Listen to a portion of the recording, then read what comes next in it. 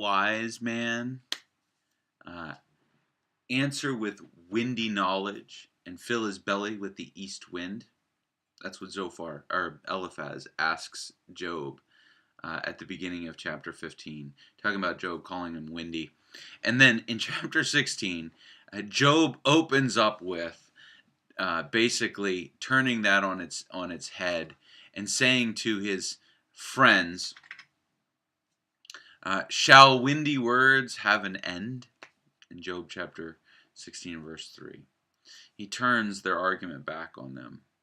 Um, it's interesting that true wisdom does not feel the necessity of tearing down the arguments that are not true wisdom.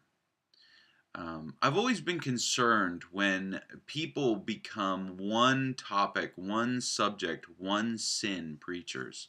I've known many preachers who have harped on this one particular sin, and they harp on it over and over and over again, and they expend so much breath talking about that one particular thing because they think that everybody struggles with that one thing. And I've often wondered whether that kind of an attitude, and I'm not blameless on this one. I've done this too. Um, you know, is not a reflection of the struggles of the preacher. That he feels the necessity to justify his own position over and over and over again because he struggles to reconcile it within himself.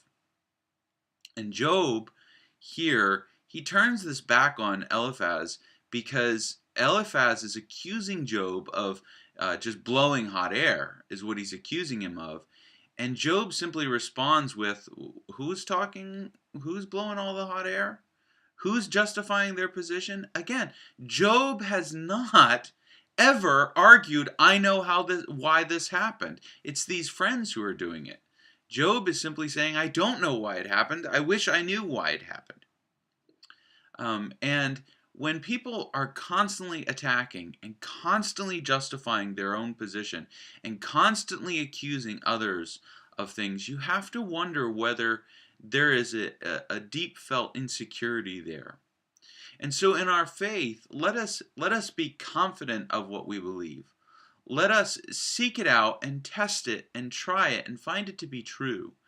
And what is true should be treasured.